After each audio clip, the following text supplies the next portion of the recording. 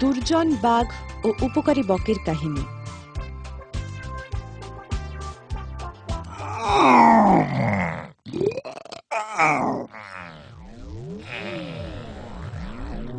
আজকের খাবার ছোটর উপর খারাপ হবে না। অনেক দিন পর মধ্যাহ্ন ভোজে মাছ। খারাপ কি? এবার দেখি রান্নাটা হলো কিনা।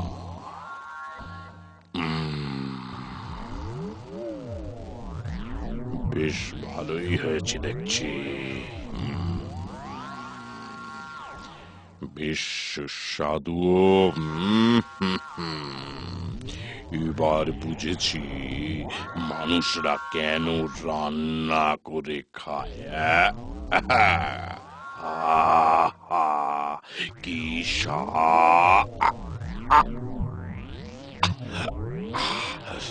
ওরে বাবা, কি গলায় যে কাটা খুব ফুটে গেল।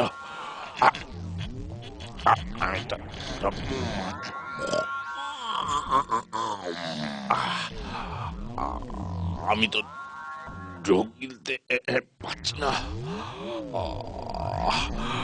বড় যন্ত্রণা।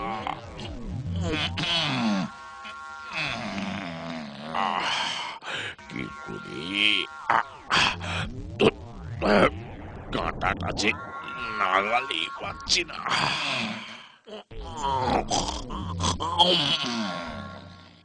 তখন বাঘ সাহায্যের জন্য কাতরভাবে অন্য জন্তুদের ডাকতে লাগলো।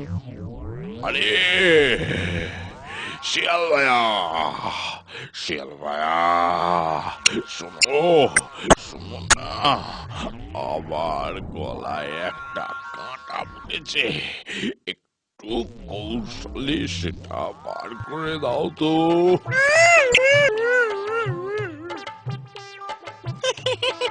আপনি যে কি বলেন বাঘ মামা, কাঁটা বার করতে গিয়ে প্রাণটা বার করি।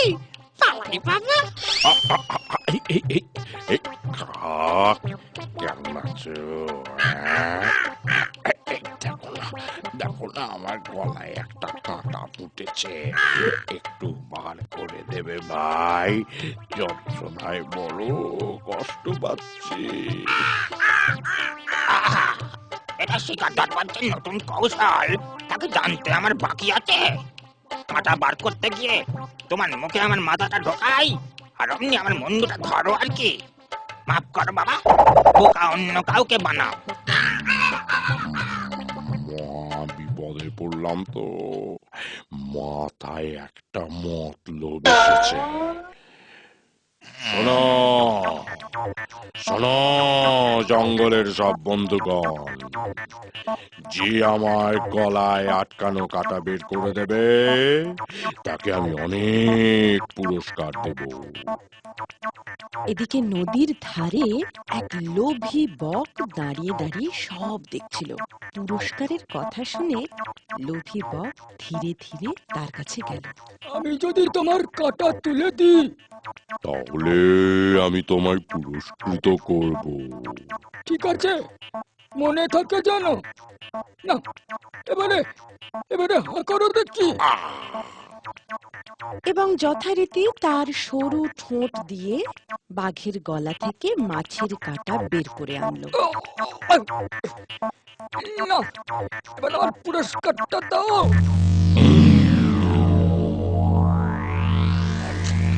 এই হলো তোমার উপযুক্ত পুরস্কার।